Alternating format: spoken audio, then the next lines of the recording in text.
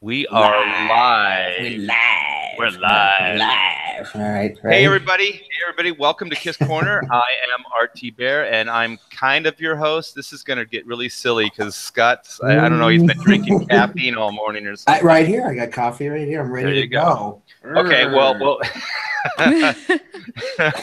All right, Scott, you got to wait for me to introduce you. Okay, and my co-host is Scott Palacios, dear friend. Known him since we were kids. We're both drummers and big time Kiss fans. Kiss guys, yeah. And so, as always, we have Taylor to try to focus this lunacy and read the chat. So say hi, Taylor. Dude. Oh, wait, we're not. All right. Hi, everybody. I'll be reading your chat today. And we have a special guest. We have Jon Malin, and we will see how Jon fits into this this Kiss craziness. So, hey, Jon, how you doing? Hey, Art. Hey, Scott. Taylor, nice to be here on Kiss Corner. Welcome. Welcome. Jon. Jon. So I'm not quite sure how to start this thing. Well, I mean, that being, it was the anniversary of Kiss Alive 2 this week, or the 14th. So we can definitely touch on that. Okay. Do we have people in the chat yet, Taylor? We do. We have people in the chat. Okay, well, why don't we back up and we'll just kind of introduce ourselves a little bit, let people know who we are, and then we can get into the chat. That's it. So I am R.T. Bear. I've been working in the comics industry for over 30 years for Marvel, DC. You name it, I probably worked on it. And I'm a big-time Kiss fan, from probably the age of 11 to 14, 11 to 15 maybe. That's all that existed in my life, comics and Kiss. And so that pretty much gets us up to speed. How about you, Scott? My name is Scott Palacios. I'm a musician, drummer, big Kiss guy. I think from, like a lot of people, from the Paul Lynde Halloween special, I was just sold on the whole thing right from then. That was, like you, that's all that existed. I like other things too, other music, but that was just it. I mean, when you're a kid, you see something like that, it just speaks to you, and that was my entry into the Kiss. Yeah, the whole Kiss pantheon, and still love them, and even through all the different incarnations, and I still work as a musician here, and I do audio visual. That's what I do for a living. But still love them, still love Kiss, and recording. I do recording. I'm an engineer, went to school for engineering, do that from time to time too. But I'm a music guy, I guess. But yeah, so that's me. And you're still writing music, and I do. I've done some stuff for some small films and little tidbits for some training videos and things like that. But yeah, I'm still active. I love it. Yeah, still love it. We met in the early days as rival bands. Sort of, yeah. If you think about it, yeah. TKO, TKO, Nocturnal Night, yeah. And then Taylor, explain like your backstory a little bit and how you fit into this whole Kiss thing. Hello, everyone. I'm Tag. I've worked with Art for several years now as an assistant, and we recently co-wrote Black and White Remastered together, which is Art's 90s classic, and it is on Indiegogo right now. I'm kind of the tech person on this YouTube, so you can blame me for weird tech problems. And I'm here to read your chat and get your questions in. And our special guest today is Jon Malin. So catch everybody up, Jon. Yay. Oh, Jon, by the way, I just have to say this. Jon just made $100,000 on selling one single issue of a comic book that he did. It was up for what, like 6 weeks? Is that what the campaign was for? The actual campaign was about 6 weeks. It would have been 8, but I screwed up the bumping of it up. So you can do a 60-day campaign on Indiegogo, and I messed it up. So I cut it 2 weeks short, but it's in demand store right now, so it's still collecting any extra buys for right now, but it'll be closed Halloween. Yeah, but you can still buy the book, and we'll put the link in the description. Yeah. Oh yeah, guys have until Halloween. Graveyard Shift, guys. That's what it is. So if you like superheroes, monsters, check it out. But yeah, I've been in comics for a good long time. I kind of broke in around 2001, 2002 with my first published work. But things of note is Art did the original Cable #1 for Marvel back in the old days. 94, 93, 94, yeah. Yeah, and I have actually Cable was the last project I worked on with Marvel. It really kind of ended last year, but the last issues came out in early 2018, so January, February. So I finished off Cable more or less, except for the guy who followed me out and killed off the series. Yeah. so as far as anybody knows, I started Cable and you ended it. Mm-hmm. Yep. For all intents and purposes, we are the Alpha and the Omega. Yes. We got a Christ Energetics in the chat, and he says, "Whoa, Kiss have black and white makeup. Coincidence? Don't tell Gene." Exactly. And if you look at Scott's his icon there, that character looks a little Kiss-ish with the white face there. Kiss-ish. Kiss-ish. Ish. What are you gonna bust my hump about Kiss-ish? I'll give you my I can give you my Kiss story, my introduction to Kiss, if you will. Please. Yes, please. So this is actually before I have any real memory of it, but it's a pretty good story. So my mom, we were living in, I think, Evansville, Indiana at the time, and that's where I was born.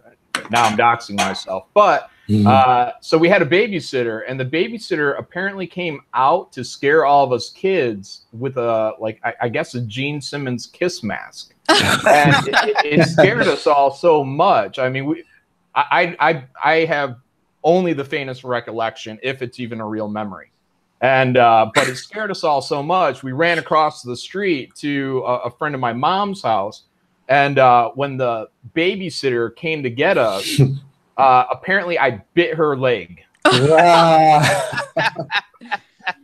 a great story. That is a great story. So that's my first introduction to Kiss. Unless it was the real Gene Simmons. It might you have never know. It wasn't a mask. It was not actually a mask. Yeah. Gene great. He was moonlighting. He was. That's a great story, though. As a babysitter, he was a school teacher, so he was briefly. Wow. Yeah. Okay, so we're all on the wait, Taylor, what's your connection to Kiss? Yeah, what is your connection? My connection to Kiss? I'm more into the Psycho Circus comics. Okay. I'm kind of a fledgling Kiss fan as far as music goes. I'm not the major aficionado like you guys. Well, that's Scott. Yeah. Me. The diehard. Yeah. I say from like a certain period, like from their start to maybe double platinum. Maybe Dynasty is my like beginning and end there. Yeah. So I never went with the unmasked. And all that others. Yeah, I never got to that point. Yeah. See, that's where I've always differed with other Kiss people. Is I really like those two records, Dynasty and Unmasked, the two records that Vinnie Poncia produced, because they're just.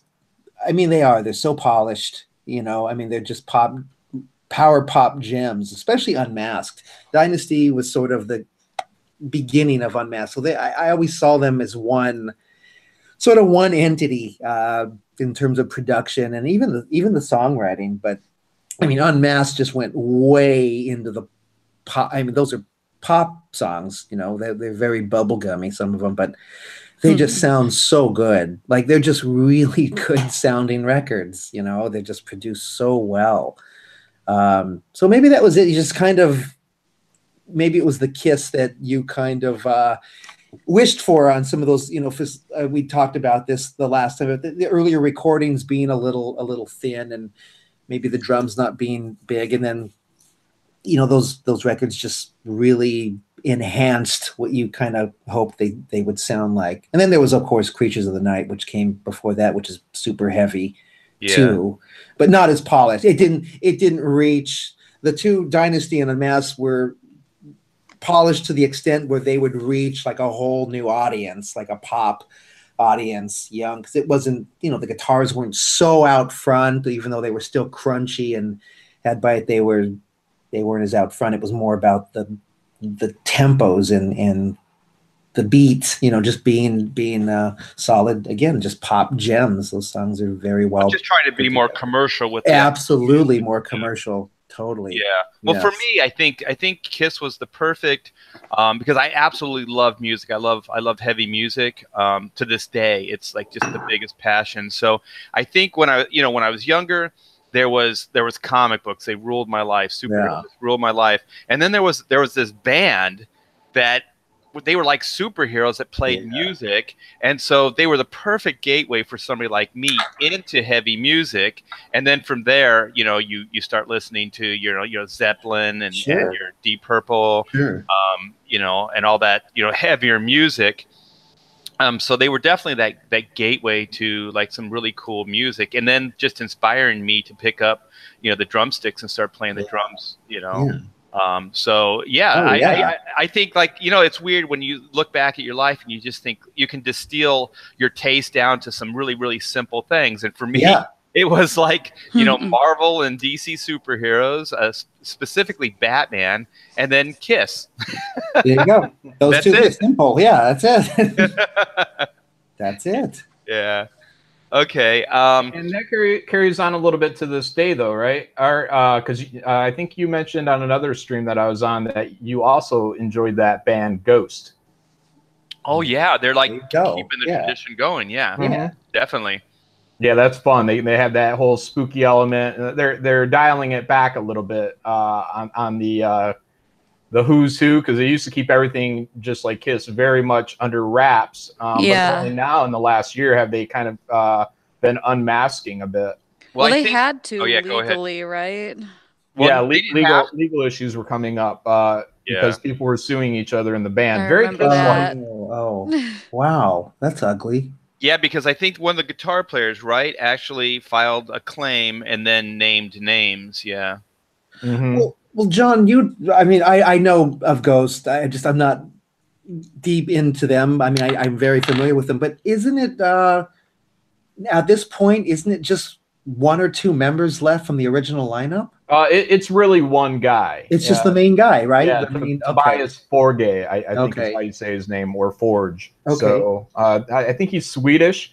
And it's all his. It's actually large elements of past bands that he was in where they weren't wearing masks. Okay. That ended up being this band that was basically going to be, I think, like a Halloween type band. Okay. Like they're gonna play up the dark metal stuff, but it just blew up because everybody loved the mask and the whole theatrics of it, so they kept it going, and they formed this whole thing around it. But yeah, very Kiss-like. Has really cool art direction. Great concept, right? Yeah. And the new albums, there's a couple of good songs on it, but the album before that, I don't know the album names. That whole thing from start to finish is really, really good. They kind of got this Blue Oyster Cult. Yeah, It's like Blue Oyster Cult meets that one song, the one Ozzy song, that Diary of a Madman. Oh, right. Yeah, it's like the choir. Yeah. Yeah, it's like a combination of those two elements. Classic Blue Oyster Cult meets just that one song, that Diary of a Madman. Yeah, that's a good way to summarize. That is a good way sound, right? Because it's got like that. Oh, yeah, exactly. The choir. But yeah, what Scott was saying earlier about Kiss was that, if I heard this right, is that the album stuff was having a very clean sound, but then when they went into doing these live shows, it really opened it up. And it was the same with Ghost, because I started listening on YouTube, and it was, I was going straight to the concert stuff, and I was like, wow, yeah, this sounds really great. And then when I had listened to the actual recorded stuff, it sounded very dialed back, and I was like, oh, wow, yeah, the differences between the live and the recorded were tremendous. Where a band like Korn, who I've seen a couple times, they sound almost dead on, like, record to live performance. I don't know, maybe it's the amount of distortion and the heaviness of it all, but you can almost hear the same thing. I wasn't really blown away when I seen Korn, because I was like, oh yeah, it sounds like the album. So But Plus yeah, they play to a lot that of ability tracks. for a stadium or whatever to really kind of open up that sound for people who play really kind of clean and very specific things. But having said that, the album that broke Kiss was the live album, and it was Rock and Roll All Night, because the actual recording of the first three albums, correct me if I'm wrong, Scott, was very, very stilted. It was very sterile and very slowed down and boring. And then when the Alive album, the first one, came out, everybody got to hear like the raw energy and power of that band. And that changed everything. So, Scott, even the recording process changed after that, like in the studio and things, right? Yeah, it was just weird. Those records just, I mean, I love them. They're classic. They are, but they just, the first one in particular was always just so, I don't know, it's just something really flat and sterile about it. And the weird part is the two guys, actually one guy, Richie Weiss, the guy that produced the first record, was in a great band called Dirt. I think they were called Dirt. Well, that's a cool name. Yeah. That is a cool name. Yeah. And the stuff that he was doing, him and Kenny Kerner, the two guys that would go on to produce The Hotter Than Hell, and I think even they had something to do with Dress to Kill. I know Neil Bogart had something to do with the production of that too. But they were doing this great band Dirt with this gritty, kind of almost coming out of a punk thing, and you kind of think, well, why didn't they do that with the Kiss record, like the first Kiss? Because they were doing it at the same time. And actually, the drummer for Dirt was Marky Ramone. It was Marky Ramone. The bass player was Kenny Aronson, who went on to play with Billy Squier and a bunch of other people. Yeah, and I just thought, why you hear that? Like, I just not that long ago got my hands on some of that stuff, the Dirt stuff. And I thought, God, they're contemporaries. Like, they were doing that around the time he was working with Kiss. And why didn't that carry over?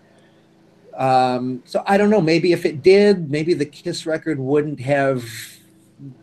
Well, it didn't sell that great. In terms of sales and everything. But for a grittier, why didn't that carry over? Like a grittier, crunchier guitar and just more slop and I don't know. I don't.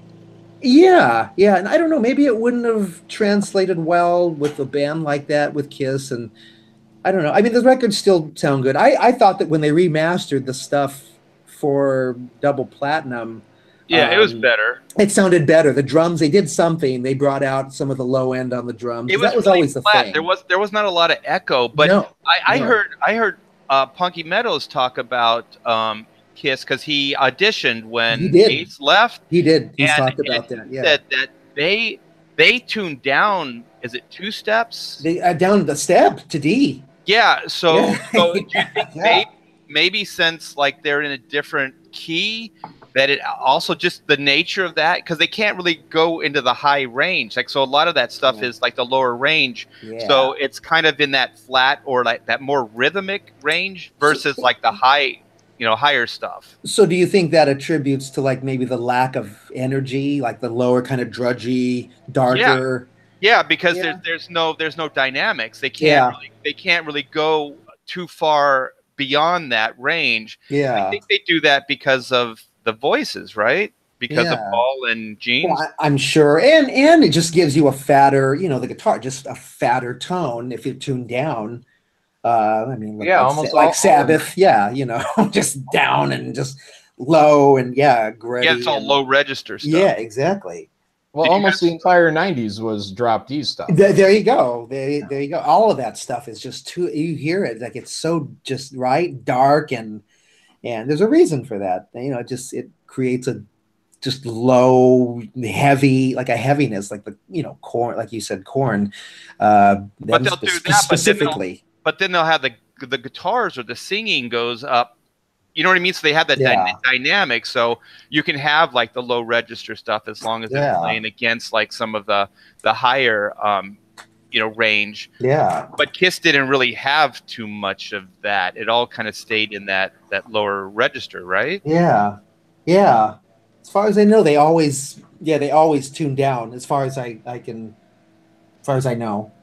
And I apologize, guys. The gardeners are out, so if you hear a little lawnmower sound, that's coming from us. Yeah, there might be someone Mayan too. I'm in the other room. I saw that you muted. Thanks, Taylor. Just to minimize the sound problem. Yeah.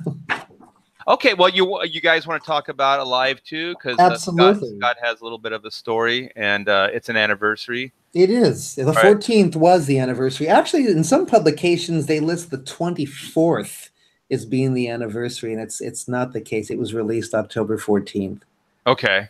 So that was the first thing. And then it came on the heels, of course, of the Love Gun tour, notably the 3 shows at the Forum, which was actually August 26th, 27th, and 28th, 3 nights. 3 nights at the Forum, and that famous shot right there in the gatefold of the Alive 2 album was actually shot at San Diego Sports Arena during just a photo shoot or maybe a sound check. But how are you not like a 10-year-old, 13-year-old, 14-year-old and see this and not lose your mind? Right? Even now. And yeah, it's mind blowing. You look at that, and I just remember staring at it forever. Those are looking those are mushroom cloud explosions in the background. Look at that shot. Look at that. Those are actual nuclear bombs going. Yeah, exactly. I mean, look at that. And that's a wall of amps. You can kind of see them through some of the rigging. Holy crap, man. Can you imagine? You're just getting pummeled. As a kid, I remember, because, I was at the last night of the Forum show, which is the 28th, I guess, Sunday the 28th. And the album was supposedly recorded over those 3 nights. And I just remember just being in a haze. My brother and I were just going, holy crap. We just feel, because you just feel like you just be, but I remember feeling the heat too, like when stuff like this happened, like in the gatefold, you just felt that heat off the stage, and it's overwhelming, and the sheer volume and everything. And it was incredible to see that as a kid. I was 8. I was 8. Oh my God. Yeah. My dad had bought tickets off of a coworker or something, and surprised my brother and I. Yeah. You know what? We have to find this. Okay, there's a couple things, as being an artist, and maybe John will chime in. Who art directed this band? This band is art directed, and for years I've tried to figure out, because I know Gene Simmons is a big Kiss guy. Oh yeah. But then Paul gets the credit for being like the leader of the thing. Yeah. But who designed their makeup? Because it's brilliant. And who designed, like, look at the twin like tigers or cats. Oh, yeah. Look at the kabuki, the whole kind of kabuki thing. And yeah. I've never heard how that came about. I would guess that Bill Aucoin ran the show completely. Yeah, but I would guess. Yeah, but like there's that band, yes, and I forget the artist's name. Dean was the name. They did the album Roger Dean. Yeah, so they definitely had an art direction. But Kiss, I mean, other than Ken Kelly, which is just those 2 albums, they don't really have like a artist attached to the band. No. So I always wondered about that, because my gosh, I mean, this stuff, and then just as far as comic books and storytelling, each one of those guys is an icon, is kind of an iconic, like there's a demon, there's an animal, character, there's the space, ace kind of cosmic guy, and then there's the lover or whatever the hell Paul Stanley's the lover. Hey, don't diss the lover. Don't diss the lover, right? He's got a rose tattoo on it. The lover. Here, baby, here's a rose. Here's a rose. Hey, I have to. I'm sorry, this guy. I have a lot of questions, and I know you probably can't answer them. So that Ibanez that Paul played, was that custom for him, or was that like a stock Ibanez guitar? No, the PS10s were actually. I believe that he had an idea for a guitar, and I think he went. I don't know if he went to Ibanez or Ibanez came to him, but that would forever become known as the Paul Stanley model. And then even Gene had later, he had the cool basses, but even that one he's playing in this photo, that's custom as well, right? It is, yeah. And that neck Gene, that neck on that bass is skinnier than a normal bass. Probably, isn't it? I'm sure there were aesthetics that he needed for, I don't know, showmanship or whatever, but I'm sure Yeah, and then later on they would market that base. I forget what company would market that specific body style, and it wasn't Gibson, because for years he played a Gibson I forget what they call that thing, but he played the first 3 albums. He played that thing all the time. And there's pictures of him with other basses, Gibson Firebirds, and different things. But that became the signature, that one, and then later on the Axe, of course, the Dynasty Tour, the famous Axe. Yeah. But that was definitely custom. That was not. Oh yeah, and then they marketed that later too. I think Kramer actually marketed the Axe, the Gene Simmons Axe. Man, you'd have to be a hardcore Kiss fan, right, to buy it. Hey, I know someone that does actually have one just hanging on their wall. Or, yeah. As a collector, I can see that, but as an actual musician, yeah. What are you gonna do? Yeah. Go up on stage with that thing. It's like, oh man, what are you and you can't even sit down and play it. There's nowhere to put on your lap. It's just a blade, chop your leg off. Yeah, exactly. Yeah. Oh, Taylor, I don't know if you see this, but Kiss people know. Okay, off to the left side of Gene Simmons' platform, see that swirly thing? Yeah, a dragon. Yeah, that's a dragon. And he picks it up, and I think it breathes fire. He picks it up and like puts it over his shoulder and walks out on the stage with it, and it's breathing fire. Is that why in the comics he always has like a dragon with him? He's got a dragon, and then that thing actually had a name, and it escapes me for some reason. Oh my God, I'm looking it up right now. If anybody in the chat knows the name of Gene Simmons' dragon, it was like Eddie the Dragon, or it had a name because he used it in Figment. He used it in the, I think, the Rock and Roll Over tour as well. I think it carried on from Destroyer, Rock and Roll Over. Yeah, it's Bill. But it has a name like Bill the Dragon. They should revamp that Disney ride. Oh my gosh, what was it? The one with Figment, but have Gene Simmons. Oh, in Florida, He's the one on the balloon with the dragon. He's teaching kids how to use your imagination. But see the dragon boots. The dark imagination. Let's go into your nightmares, boys and girls. Those are dreams. Those are dreams too. Let's go into your nightmares. That'd be a great Halloween edition. The Disney Nightmare Gene Simmons attraction. He's still flying on that balloon with that rainbow hat. Yeah, there's a robotic Gene Simmons teaching you how to like embrace your nightmares and stick your tongue out at your teachers. Let's go into your nightmares. When the bully comes, just spit blood.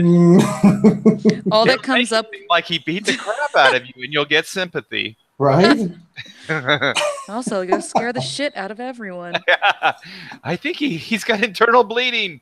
The first thing that happens when you type in Gene Simmons Dragon is him talking smack about Mick Jagger. Like if Mick Jagger stepped into my dragon boots, he couldn't last a half hour. Good Lord. Good God.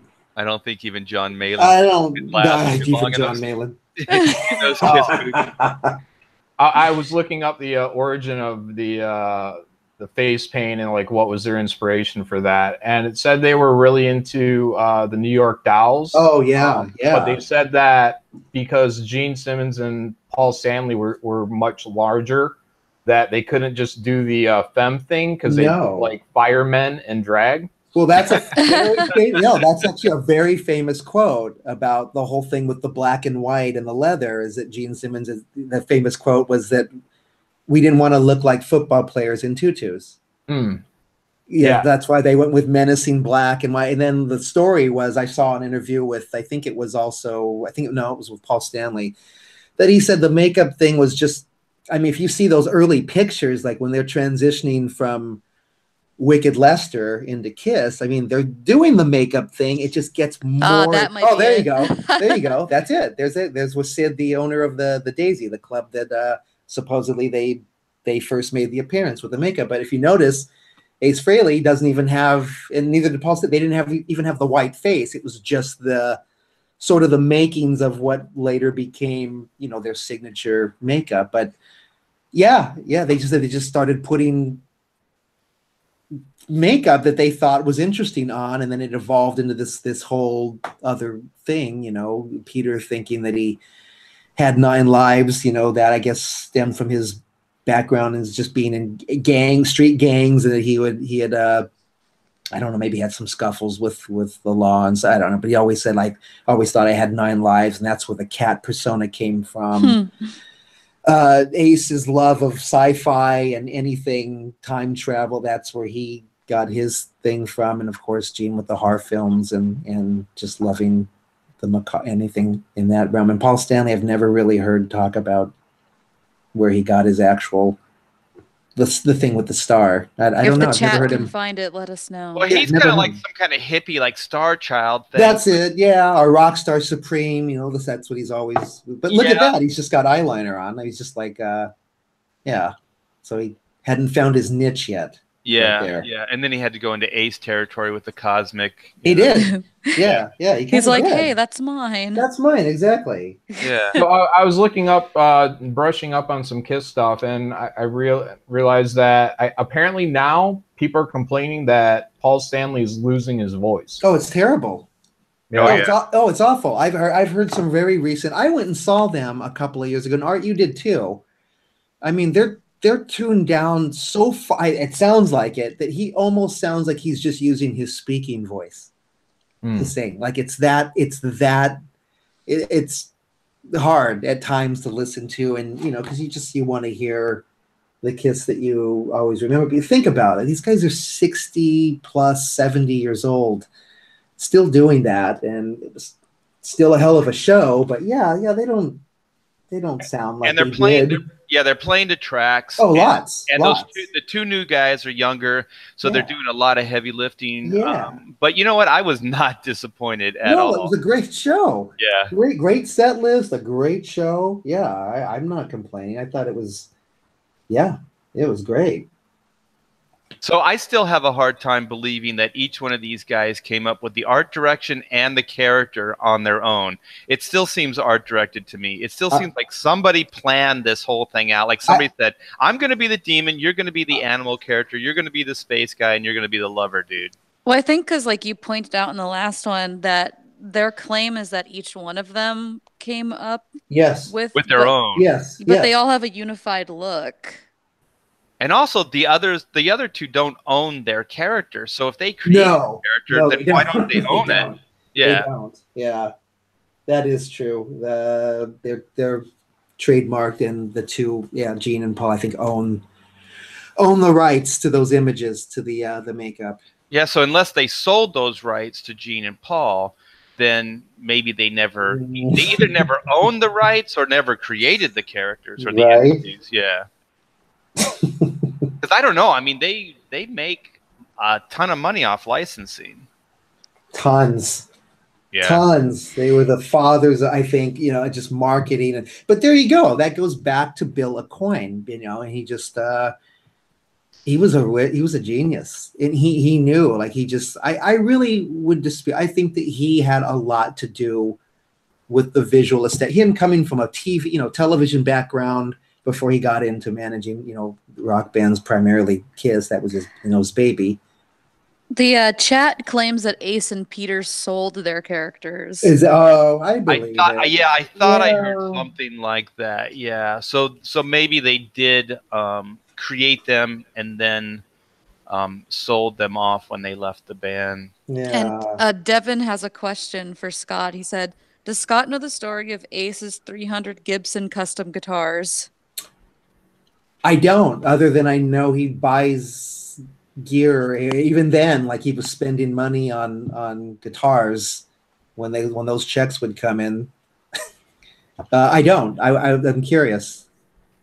I always thought, like, it was cool. He had 3 pickups, right? He always had 3 pickups on the guitar. Most of the time, yeah. But always one of them was just hollowed out with a smoke for the smoke bomb, exactly.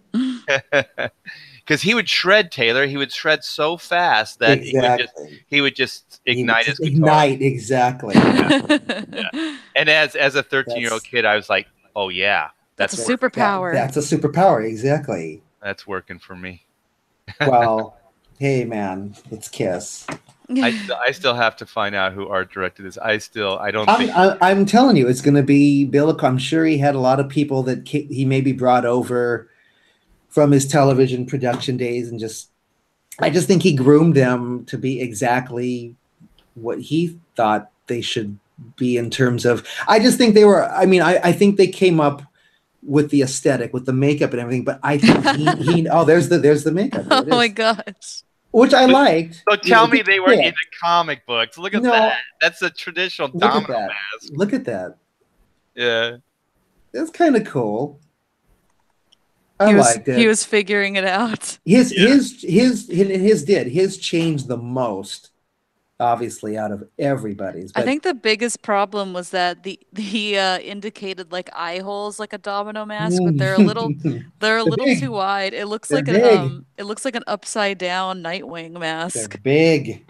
It looks a little like was it Black Cat from the Spider-Man stuff? It's Black Cat. Yeah, it does. Yeah. We lost John. No. I'm trying to answer your question. I'm looking up. There's a guy named Dennis Wallach. He's the KISS art director, and he discusses each band member. But if I click on it, I'm not going to be able to tune in to both. So wait. So what's his name? I'm going to write this down. Maybe we can do this in a future episode. Dennis. Oh, hold on. Let me pull it back. I think it was Wolloch. Dennis Wallach. Okay. Yeah, I'll look that up. Thank you so much, John. Yeah, maybe we can talk about that in the future.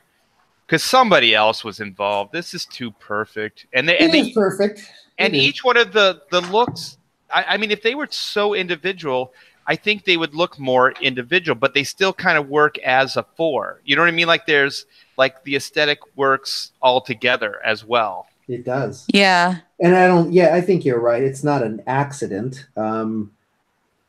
I don't know, but they didn't always look that unified until I'm going to even say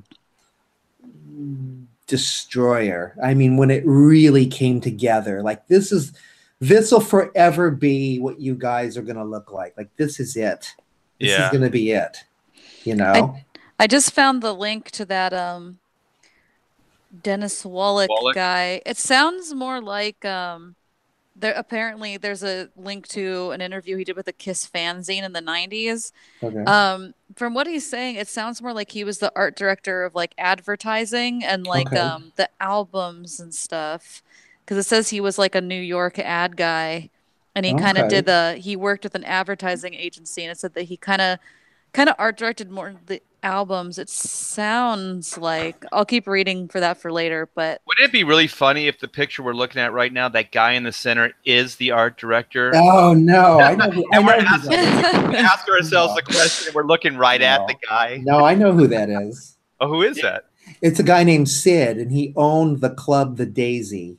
He owned a club in New York City called the Daisy, and that's supposedly that's where I think they started putting I think that's the first time they played with the actual makeup on. Okay. Well, I like my story better, Scott. Well, there is actually.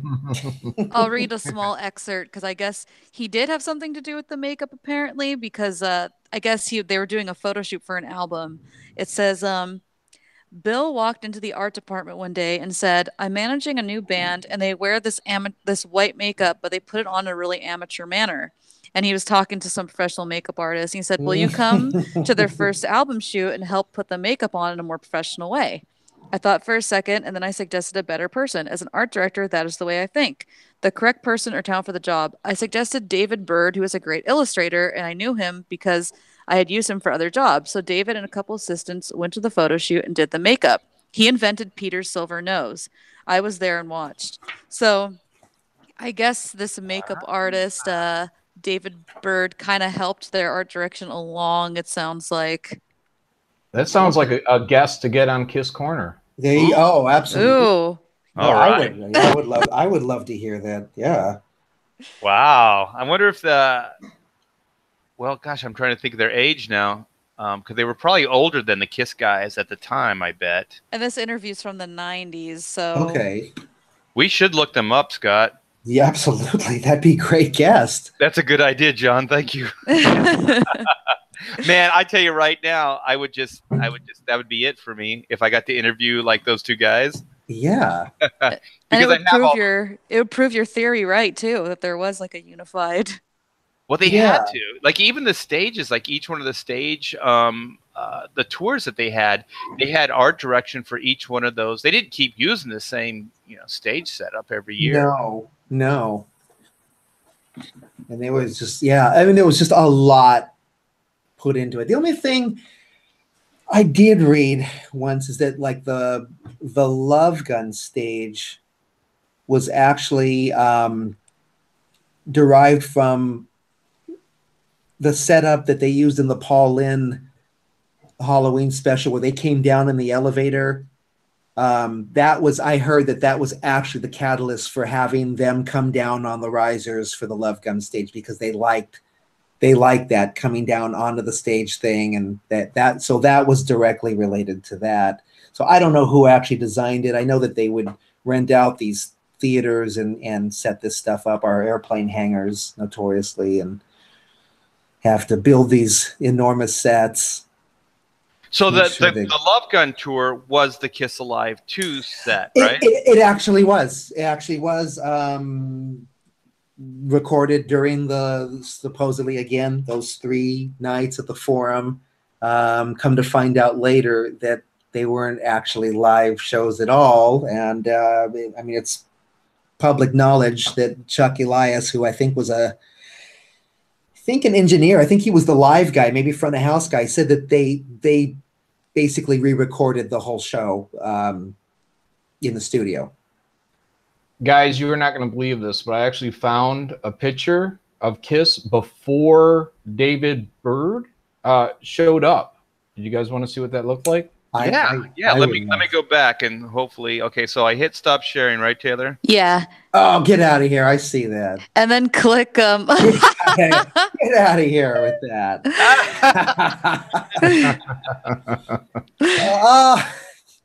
So you can see they were definitely onto something. They were transitioning. Yeah, I get that. They needed someone to zero it all in. They needed someone to tighten it up a little bit. The guy over on the left-hand side, that is definitely Ace Frehley. Look at that. That is so Ace. Look at that. He looks stoned out of his mind. Out of his gourd. Right? Oh man, John, you suck because you got me excited. I was like, oh, I got to get back fast. I can't hit the wrong damn button. Yeah. So Ace Frehley apparently ages backwards and then forwards again. So good news, he'll be around for at least another 50 years. Oh my Lord. Good God. Somebody's got to go into Photoshop and paint the Kiss makeup on there, right? Yeah.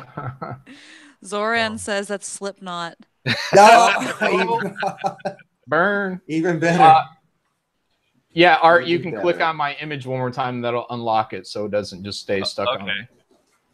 Thank you. So I'm gonna go back. Let's see if I can do this without screwing it all up. Oh my gosh, Sean, that was hilarious. Even better.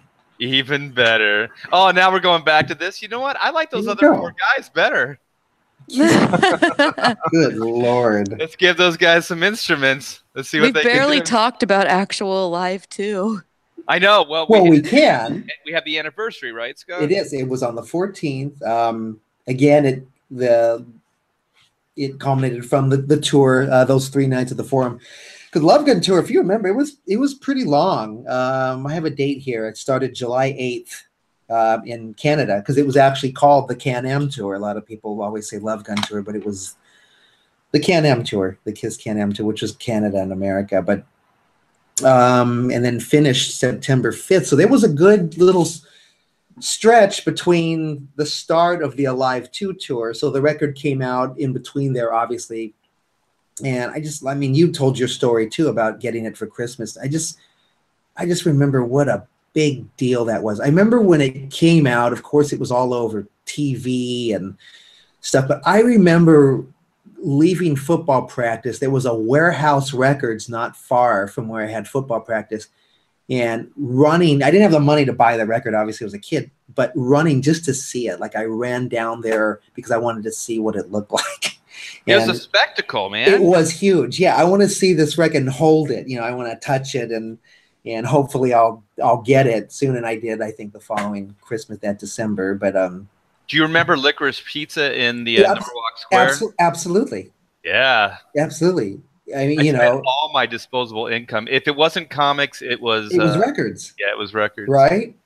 And even singles. I mean, I bought tons of singles, but albums and so Kiss Alive 2, you know, comes out, and then they start a huge tour to promote that, which was just really another leg of the Love Gun tour. But I mean, that went from actually November 15th and then ended at the infamous Magic Mountain show, which was May 19th of 78. And that was which Ted had tickets, and you told me that story. They were giving those away on the radio, so they had the crowd going there. And wait, I haven't heard this story. There was a legitimate concert at Magic Mountain. Yeah, the Phantom in the park. Yeah. Oh my gosh. They filmed that at Magic Mountain. Yeah. And so the local radio station, rock station, was giving away tickets. Yeah. And so Ted. I think Ted listens to this, so I got to be nice. But I'll tell you right now, Ted. Hey, Tim. Yeah. That you broke my heart, man. You broke. Art started this. Okay. Yeah. Because I think he won 2 sets of tickets, and for whatever reason, you know, hey man, I thought we were best friends. I did not end up going with Ted and the group to see the Kiss show at Magic Mountain. So yes, wow, that's my story. Yeah. So this was a buddy of yours named Ted. Yeah. Yes. So he's like your Gene Simmons, making all these awesome deals on the side behind your back. Yeah, while you're Paul Stanley trying to keep the band together. Right. And you know what? We did have like a pseudo little Kiss band because he was Little Kiss. Yeah, Little Kiss. Little Kiss. Yeah. Tremor. It was Tremor. Wasn't that your band? That was Ted. Tremor. Yeah. Oh, before what was his with the wall? What was that castle? Isis. Yeah. Fortress with the big castle, the drawbridge, right? Yeah. Fortress. What was it? Fortress. No one shall defeat the wall. Fortress. All for one and one for all. Fortress.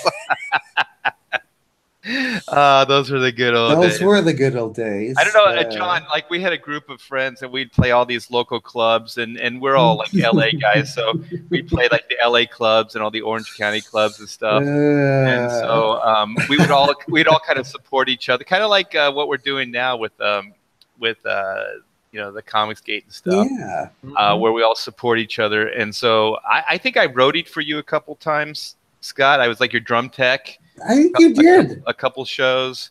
I got to tell this. I know I'm derailing the Kiss thing, but just for a moment, I think I was helping you out, and you were playing a bar, and I think you were opening up for, was it Sinead O'Connor, or it was like Sinead O'Connor night at the? Oh God! It was Sinead O'Connor. It was some like a record release party or something, and people thought that she was going to be there or something. All the advertising and stuff had her face on it. I know. They plastered her face on everything. I'm like, wait a minute, she's not. It's a record. So they were just gonna play the CD because it was coming, and people. This place was packed. Let's just say it was packed with a certain type of exactly. And they were very mannish women. Let's just say that. That's right. So I helped you set up, and I don't even know if you were there, but I think your mom was there. Yeah. So I walked out to the parking lot to get something for you, and then when I came back in, this big woman said, "You can't go in," and I'm like, "What?" She goes, "You don't have a ticket." I go, "I'm helping with the band." She goes, "Yeah, sure." And I go, "No, I am." And then I'm looking at your mother on the other side of the rope, and she's just like I don't know him either. Like she's just like, that was me. Yeah. Who is that guy? And so then she's really getting in my face, and I'm like, no, seriously, I have like this thing. The drummer needs this thing. She goes, "No, you're not getting in there." And I go, "Why?" She goes, "Because you're going to harass every lady in this club, and you're not getting in here." And I go, "What?" She goes, did she really say that? Yeah. She goes, "You look like trouble." You look like trouble. That's even better. You and just she was look right like because double. there was the cute little lipstick. What do they call them? Lesbian. Oh God, that's you never told me. I was busting a move on her. Because you just look like trouble. Yeah, she said because you look like trouble. Oh God. Well, was she wrong? That night she was, because Yeah, okay. she could have easily beat the living shit. There were some tough looking broads in there. Yeah. Yes, there were. Yeah, but you guys welled. You guys did a good set. Oh, Yeah. thanks. Yeah. God, that's a lot. Yeah, God, I vaguely remember that. I do. Jeez. Yeah. So okay, let's get back on track. So anyway, Kiss Alive Kiss 2 Alive 2 and Phantom in the Park. Yeah, so that was Magic Mountain. So that the tour ended, it wrapped up at the Magic Mountain show, which was a big deal because they were giving away tickets. It was a free show if you had tickets, and I think admission to the park, and of course that culminated with the filming of the movie, and Kiss Meets the Phantom, which was just horrible. And The band was coming unraveled at that. at that point, they were pretty much, if you read any of the books, any of the tell-alls, it was pretty much the end right there, where the two other guys were saying they were going to go off and do their solo records, and everybody thought they were the focus, they were the star. So it was definitely separate trailers and all this stuff, supposedly, and well, yeah. I kind of agree with Ace on this, and he was always my favorite Kiss member, just for the record. And he was saying that it was just a joke. Like at that point, they were almost like a parody of themselves. Yeah, it was too big. He wanted to get it back down to like just the rock and roll aspects of it. It was so big. Yeah, and I don't blame him. And I think that's shortly after that is when I kind of started backing off as well. Yeah, because shortly after that, it would be Alive 2. Then they would wrap that up. And then, of course, in the interim, it was double platinum. And then, of course, the solo records came out between then and in Dynasty. And they didn't tour, obviously, for the solo records. They just all did their little junkets to promote the records and stuff. But actually, on Dynasty, they played some of each other's solo material. Paul Stanley, I remember doing at least one song off of his record, and yeah, they all did. So that was kind of the tour for the solo albums as well as the Dynasty. But Dynasty, they played. I saw them on the Dynasty tour. They played almost nothing off of that record. Yeah, nothing. I don't think they played most of the record themselves. No, and they played just the one. I Was Made for Loving, I think, is the only thing that I can remember them playing off of Dynasty on the actual Dynasty tour. All right, wait. So we got to back up for a minute. So what are we looking at, Scott? That is the book that came inside of Kiss Alive 2. And if you remember, that was a package, man. It came with the tattoos. It had the evolution of Kiss, which is this tour book, little souvenir, almost like a tour guide. I mean, think about that. I mean, the packaging for that. I mean, you got it. You had it too. I mean, that's one of the things with the Kiss records. You couldn't wait to have all the shit pour out when you opened it up, right? Yeah, this thing was this thing was the size of the album. Yeah, it was like like in those days you'd go and they'd have tour books that you could buy. And this was like, wow, like a full gloss like tour book. Yeah. And I'm just looking at the images now. Let me see if I can blow up the image here that I'm thinking. There we go. So there you go. It's got there's every era. First album. Look, Peter has a knife. He does. He's scary. Shoot. Right? Yeah, I'm gonna knife you. I'm gonna knife you. I'm gonna jack you. Right? I'm gonna shank you. I'm gonna shank you. Yeah, that was before they went really commercial and started realizing that their fan base was young boys. But there you go. Look at them. They definitely leaned more towards, like he said, they bought their clothes, Greenwich Village at bondage places, and that was the whole look. So how would that translate to Middle America? Yeah, kids and buying records and that whole thing. And then I just read recently that, again, I reference this a lot, is the Paul Lynde show is what I think Bill Aucoin saw as their appeal to like a younger audience. Like that was kind of it. That was the beginning, he said, of marketing them towards like a television audience, and maybe watering it down a little bit and making it more comic booky. Or more user friendly for more user friendly. Oh, there you go. See, you couldn't wait to get that order form. There it is. There it is. There it is. I want the T-shirt. I want the necklace, the belt buckles. They had it. You want and it? for $5, you could join the Kiss Army. We got it. You want it? We got it right here. Yeah, and this is a year. Yeah, yeah. that's a deal. And hey, John, do you charge for the militia army or the? I'm thinking about it. I'm looking at the order form, and I'd use it. Yeah, you need for the Malin militia. You need like order forms, and you need to charge for the fan club. Mm-hmm. That'd be awesome. Yeah. There you go. Huge profits. Thanks. Right? There you go. Yeah. You just learned something off Kiss. Yeah. Marketing. Hey, John, do you have a logo for the Malin militia? Malin militia. No, I don't. I think you need one. It's only been formed recently over the last couple of months due to drawn and quartered. So, which is as Art knows, is where we go and talk a lot of trash and draw against each other. It's tonight, right? Oh yeah, it is tonight. It's tonight. Pixel said it should be the Malin mail-ins. Get it? Get it. Yeah, we have our naysayers, but they are also in the Malin militia. So they can't be trusted. They can't be trusted. The thing about the Malin militia, unlike the Kiss Army, is they will turn against John. Yes.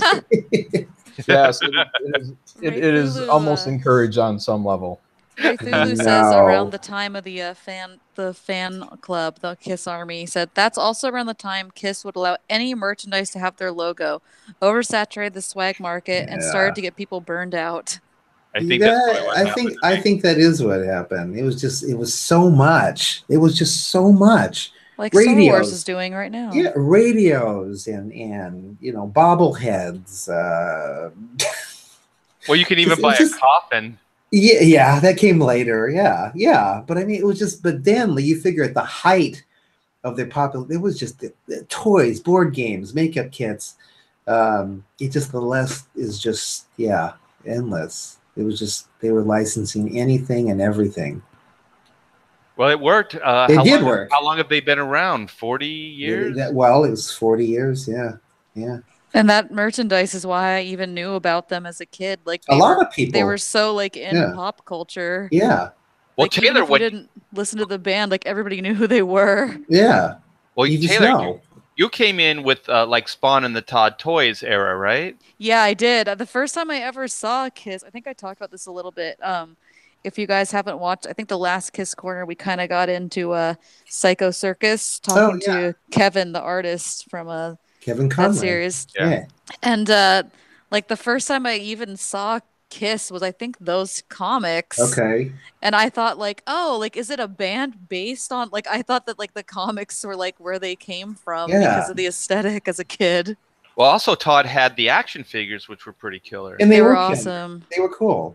And then my story is very similar to Taylor's, is that when I saw them, that fateful night on, at the Halloween special, I didn't know they were a real band. Like, I didn't know. I thought it was for the show because they had the witch from The Wizard of Oz, and Billy Barty was Billy Barty was on there, and there was some other guests. But that one witch was from HR Puffin stuff. It was Witchy Poo. It was Witchy Poo. Yeah, you're right. And I didn't know. Like, I really didn't know. I think maybe my brother did, and he was just pulling my leg that maybe he knew they were a real band, but I didn't. I thought it was literally just part of the show. So there you go. So dissimilar. And then, of course, they were. Scott, I'm going to derail just for a minute again. Yeah, of course. I was going through photos, and you know what? Like, you're one of my dearest friends, like, throughout time, right? And so I was looking, and I was like, you know what? I don't have one picture of me and Scott. I don't even have a picture of you. I don't think I do either. But you know what? I have a bunch of pictures of your brother and me. Do you really? Yeah. Like, really? There's all these pictures of Scott. Like, I'm like, what the heck? Do you really? Oh Yeah. my god! Next time we should show him. I gotta get him on it. He'll just take. Once he gets going, it's over. The energy, all the air just leaves. I saw him at Comic-Con a couple years ago. So just to back up, and so John knows too. Scott's a musician as well, and it's well, not Scott. I mean Ronnie. Yeah. Ronnie is a musician as well, and so is he a drummer? He's a guitar player. Yeah. Okay. So he's your older brother, right? Yes. Yeah. By 4 years. By 4. Wow. Okay.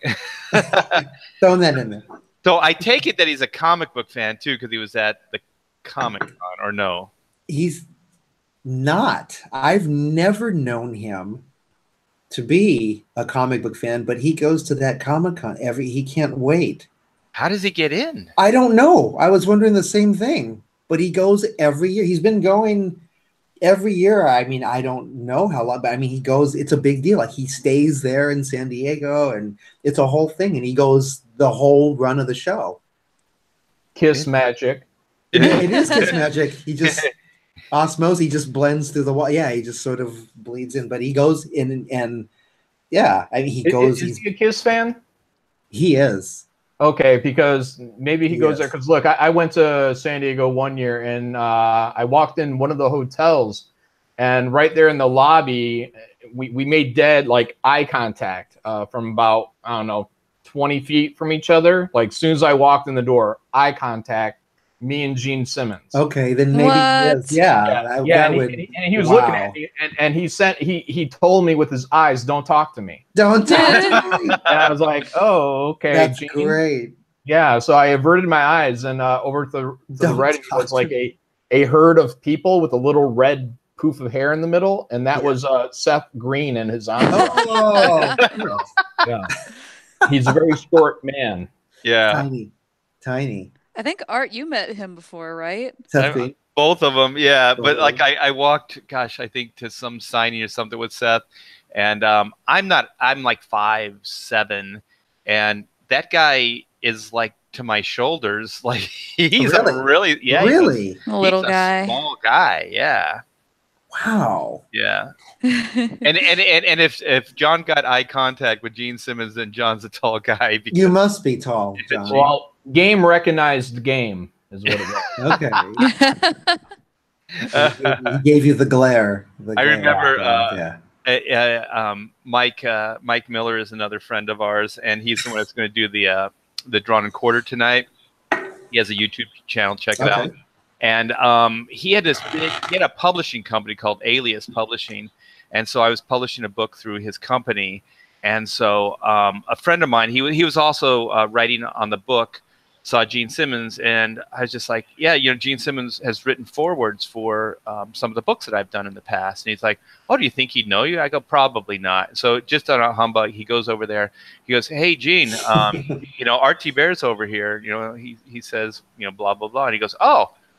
So Gene comes over. He goes, "Yeah, I know Art Thibert." He goes, "How are you, man?" And so he just introduced himself, and he was like, "That's so cool." That is cool. Yeah. So I think there's 3 different books that I've worked on that he's written the foreword to, and I think I have one for Chrono Mechanics somewhere. Oh, that's awesome. Yeah. Well, they're not like forewords. They're like reviews. Recommendations. Yeah. So but I think the book that I did through what was it? I did it with, it was called The Witching Hour. Yeah, with Chris Pacello and Jeff Loeb. Gene Simmons wrote the foreword for that. And also there's a documentary, it's called Look Up in the Sky. It's a Superman documentary, and I'm in it. So I'm interviewed for like the death of Superman and the wedding album. So I'm in that, and that was produced by who's that Civil War document? He's a famous documentarian. Ken Burns? Ken Burns. Yeah, it was Ken Burns. Out. Yeah, it was Ken Burns, and he put that together. And so they had a big red carpet thing at Warner Brothers Studios, and so Gene was there too. So he recognized me, and we talked because he's in the documentary. He talks about the Ubermensch. Okay. Superman is the Ubermensch. The Ubermensch. Yeah, so Gene really does have, comic love. Like, he's a comic book guy. He's talked about that for yeah. So, do you guys have anything else to add? Should we wrap this up? We can wrap up unless John, do you have anything to say? So I got an awkward tattoo story. Okay. So sold. So when I was younger, and this is why I don't get any more tattoos. So when I was younger, I got a tattoo in my living room from a guy that was learning to become a tattoo artist, and I was like The Crow had just came out. Okay. So I was already an artist, so I was I drew my own Crow picture, and the Brandon Lee's head with the eyeliner and stuff. Yeah. So I'm getting this tattoo done, and my drawing was pretty kick butt. And when he had finished my tattoo in the living room, I went to go look at it in the mirror, and what he did was he took the eye lines, which were really supposed to be really thin, and he fattened them out, and he told me he was putting his own interpretation onto what my the drawing. heck? Oh no! And I was like, no, dude. So I'm branded with this to this day. And but I was like, whatever. It's still The Crow, whatever. And then because I'm young, I'm a good looking dude, and so I'm showing off my tat, and now people are coming up to me and they're like, "Oh, dude, you like Kiss?" I'm like, what? They're like, Kiss, funny. Dude, you got Kiss on your back, right? I'm like, what the crap? I can't show people my awesome Crow tattoo anymore because they always think it's a member of Kiss. Oh no! That's a great small Simmons tattoo you have. That is a great Gene Simmons tattoo. That's what you should have showed Gene that when you came into San Diego. He would have said, "You're my people." Yeah. Or he would have been like, "That's a great Crow tattoo," because he's into comics. Because he would know. Maybe. He would know. Yeah. Yeah. That's hilarious. Oh my gosh. Kiss keeps entering my life somehow. It did. It seeps in. It's meant to be. So, John, is it on your shoulder or your back? Shoulder. Like my back shoulder blade. Okay. Mm-hmm. Okay. So how big is it? In good view for tank top tat. Okay. Oh my god. It's sad. Well, full disclosure, I have the inside sleeve of Hotter Than Hell on my left arm. So it's kind of cool though. Because it has all it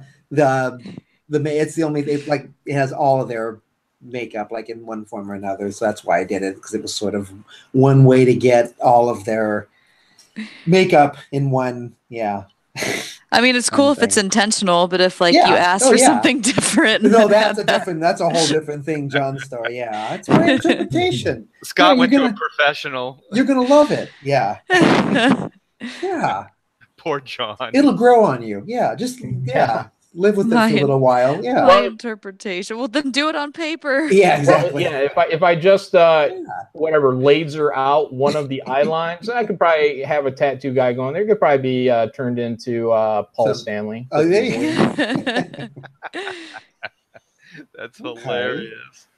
Okay, so we can wrap if you mind. Yeah, so for the next episode, we really should do some research and see if we can get this Dennis Wallach and David Bird, awesome. Either get them on the show or just find out a little bit more about them, and talk about the art direction and how it all came about. That's great. That's actually a good idea.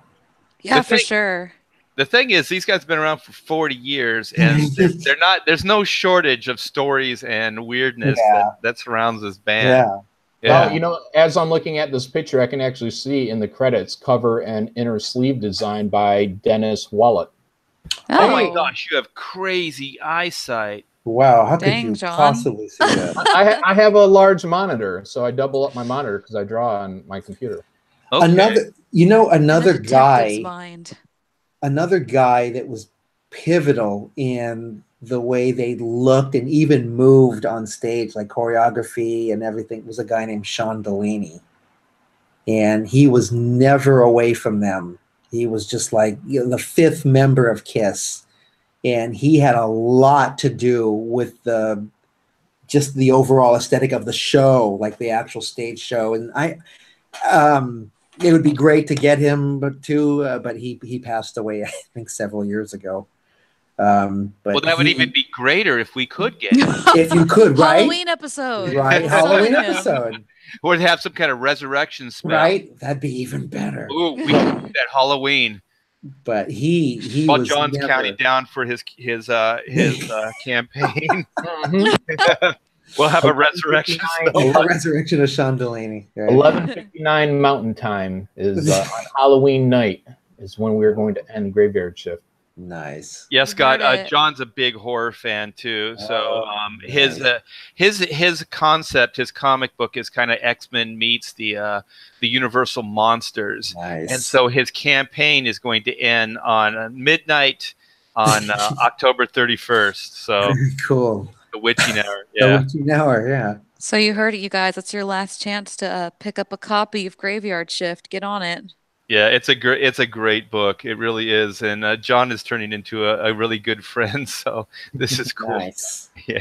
Art and I continue to cross paths now. So we've actually met before, way back when. I told Art this before, but we'll meet again someday.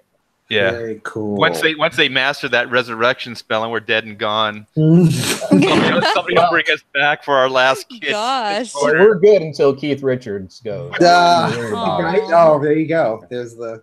No, gosh, Taylor, I'm gearing up for Halloween, man. Oh, that's right. Spooky. Spooky. Right. Taylor's all thinking, oh man, like it's really gonna happen. Hey, you never know. Yeah, I hate to say this, Taylor, but yeah, everybody they pass on at some point. Even horses. Even horses. Even puppies. Well, this is gonna take some unpacking for me. even Kiss. Never. Never, right? Never. Kiss and share, live forever. Live for yeah. There you go. Do you believe? In life after Kiss. Kiss, yeah. Even Kiss. Okay. So, do you have any parting shots, Scott? I don't, other than Hail Kiss Alive 2, and it's what is that?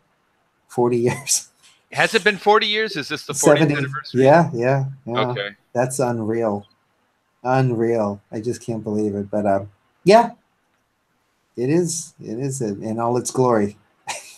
Salute the Army. Do they still have the Kiss Army? Is that still a thing? Yeah, and I've heard even recently, I mean, Paul Stanley will acknowledge them, hey, the Kiss Army's here, tonight, and yeah. So, in one form or another, I don't know if it's an actual I don't know if Bill Starkey's still actually running it or if it's an organization, but I mean, I'm gonna find out. I'm joining. Yeah. It was a fan base thing, right? Kiss didn't do it. That was that. No, guy. It was a guy, Bill Starkey. Yeah, he was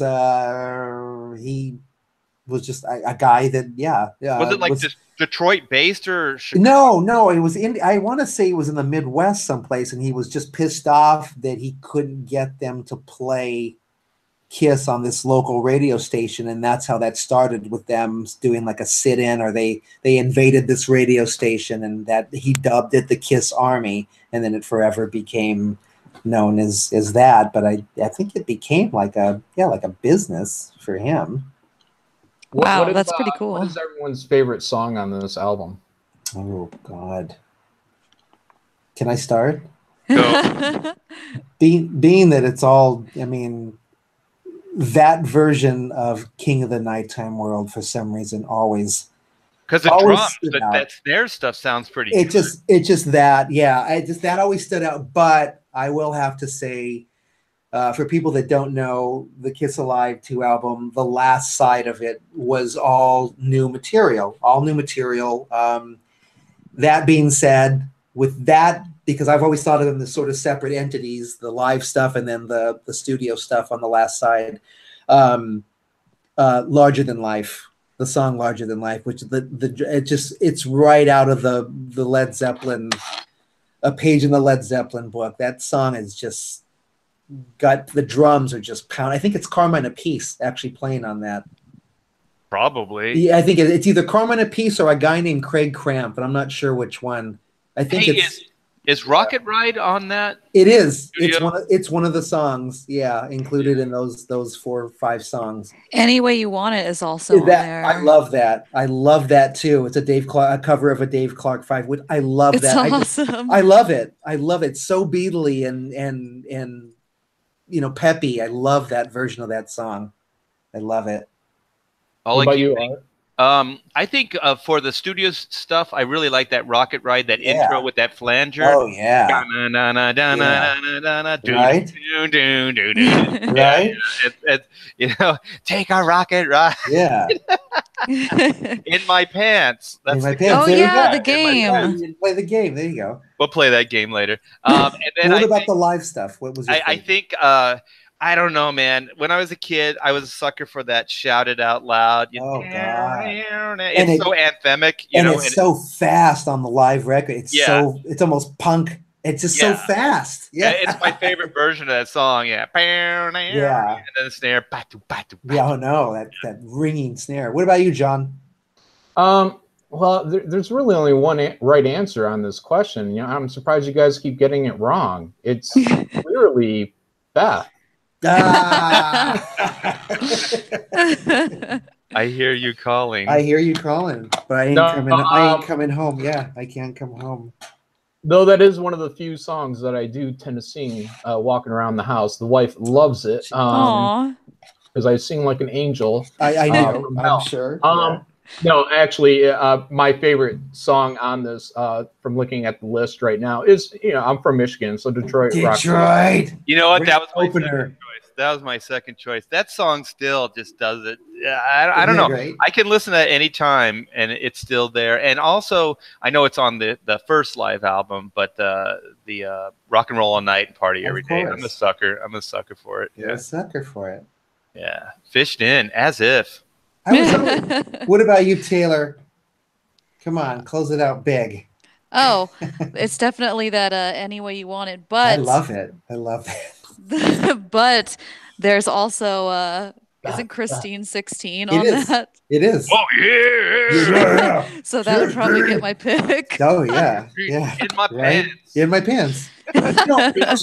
I just wondered how they wound up putting Detroit Rock City as the opening too, because for the whole tour, they pretty much opened with the song "I Stole Your Love" off of Love Gun. Love Gun, yeah. Including that night, the 3 Forum shows, all 3 nights they opened with "I Stole Your Love." So I don't know why they changed the order, or I don't understand why.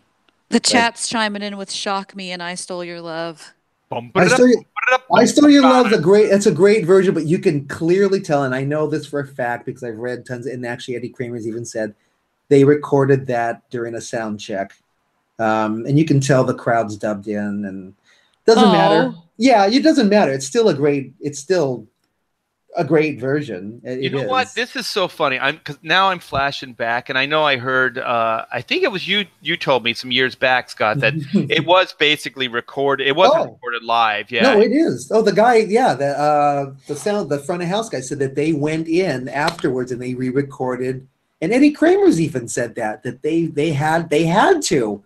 They had to because they're so out of tune, and they're jumping around. They're jumping around. But I'm going back to the young RT Bear. Okay, so I have like this. If you guys have ever seen this show called Monk on USA, it's an older show. The Delightful Detective. Yeah, the Delightful. Yeah, with Buffalo Bill. Yeah, exactly. Yeah, he's the head, the chief or whatever detective. And so there's this.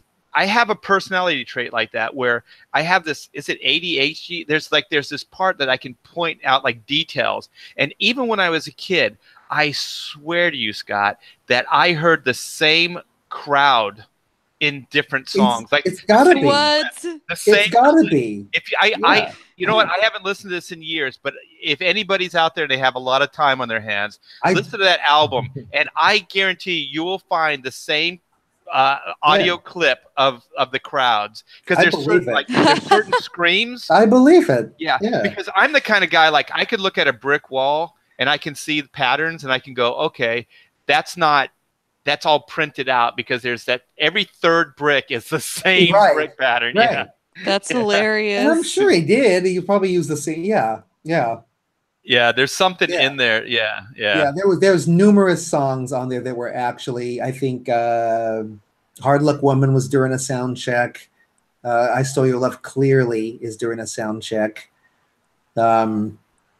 Yeah, yeah. I mean, it's common. I mean, Eddie Kramer's talked about it. This other front of house guy, I forget his name, something Elias, or he's talked about it, that they had to, because they were out of the vocals. You know, he's out of breath from running around. They're out of tune.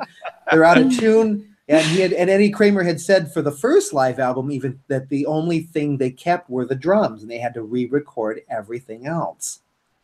And that's weird because drums usually don't record very well Right? live. Yeah, they're usually the worst thing, because you can't, because most of the well, I don't know about then, but a lot of the stuff now is just plugged into the board. But it wasn't then, straight right? into the board. No. I mean, So it was ambient mics, and then another notable thing is on the Love Gun / Alive 2 tour, Kiss was the first band to actually utilize wireless technology on a tour. Yeah, yeah. Very cool. Yeah. Okay, man. And with that, I know this is insane. Every time with that, God and I get going. Oh, by the way, you guys, Kevin Conrad, he is an East Coaster, and so he has a day job. So whenever we go early, it's going to be Scott and I, and whoever else wants to come on. We were so lucky to get John in today. But so when we do the evening shows, we'll always have Kevin, because Kevin sounds good, and he's a Kiss guy. Yeah, and he wants to do this. I mean, he's so into this thing. So, and if you guys don't know, Kevin is not only one of the artists on Psycho Circus, but he's also in a Kiss cover band. He is Revenge, right? Revenge. Yep. That's so cool. So definitely check out our last Kiss Corner if you want to hear our interview with Kevin chatting about Psycho Circus and his band.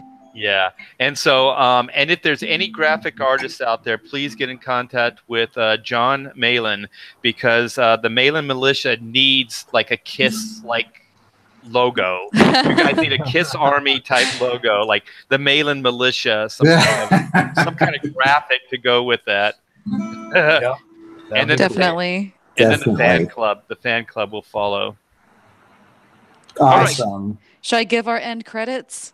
Yeah, but let's let everybody else have their farewell, and then we'll do ours. All right. Okay. Go ahead, Scott.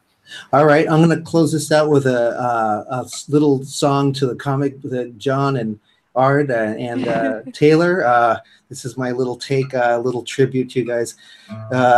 Drawing comic books for a living, which has only begun, from Marvel, DC, and maybe some others that I probably don't know. Ooh, hit it! Got you under their thumb.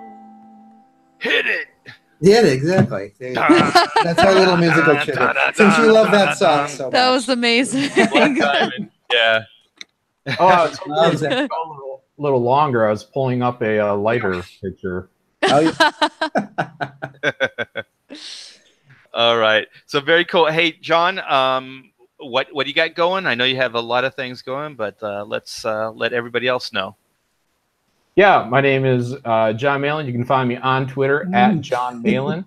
If you're interested, I also have a YouTube channel. I talk to some comic book artists about comic book things. And I also have an Indiegogo going right now called Graveyard Shift. If you're into Universal monsters and superheroes, it's a mash of all of that. So thank you, and thanks Art and Scott and Taylor for having me. Appreciate it. Hey, John, am I going on your show later tonight? Yep. And Art will be on tonight at 7 p.m. Eastern. So that's, I don't know, whatever California time. 3 hours earlier. Yeah, we went through this the other day. But to be honest, when we were on Cecil's, it was like 1 o'clock in the morning when we were trying to figure out East Coast, West Coast time. We got our wires crossed, but it's okay. So check out John's stuff. We'll have a link for his Indiegogo and his YouTube in the link. And Scott, do you have any links now, or Not really? I'm not really active with anything. Yeah, nothing really. But I will start putting more stuff on the YouTube and channel and my SMP Facebook. You can always go to that on Facebook, just SMP Media, and it's just studio. Pictures of stuff I'm recording. I try to shoot the mic setups, and I have a couple tutorials on miking this and that. And that link is in that's the kind of it. description. Yes. Hey Scott, do you have on that? Do you have that photo of you and Robert Plant? That thing is freaking brilliant. I did. I put that up recently. I don't think it's on there. I think it's just on my Facebook page, which is just Scott Palacios. What band were you touring with at that? I was touring with Eric Sardinas, the blues guy, the slide player. Yeah, and it was a festival in Norway. And it was Robert Plant and who else was there? B.B. King, the Allman Brothers, and it was just a big blues fest called I want to say the Notodden Blues Fest in Norway, but it was a big outdoor thing, beautiful on a beautiful lake, and and he was just the coolest guy. He was just so funny. He was actually of course I was walking up to him. I was nervous as hell because who didn't recognize him, but he was super just nice and funny. Yeah, he's literally a rock god. He was, and I was very aware of that. And then I asked him if I could walk as he was getting ready to go on. Can I walk with you? It's up to the stage. So I'm walking up this platform and he's kind of getting, I won't say into character, but you could see that he was like kind of morphing into the Robert Plant. He was moving his shoulders and like loosening up, and it was really. I was just going, holy crap. I'm walking, with him, talking to him, and he was just super. Yeah, you watched cool. Someone turn from a man to a god, right? Into a god, yeah. Wow, he was just doing he doing the pose. I go, holy shit, he's turning into the Robert Plant, like right in front of me. That's awesome. Yeah. He was super cool about it. He didn't care that I was just there. Yeah. We have so much. We got to just post your rock photo album rock on photo. Yeah. Good God. All right. Okay, so Taylor, you wanna talk us out? Sure. Okay, so thank you for joining us in Kiss Corner again, you guys. We had a really good turnout in the chat today. If you like content like this, please like this video. It helps boost our views, and we are trying to get more views because this channel is not monetized. And if you'd like to drop us a tip, since we're not monetized, we do have a donation button in the description.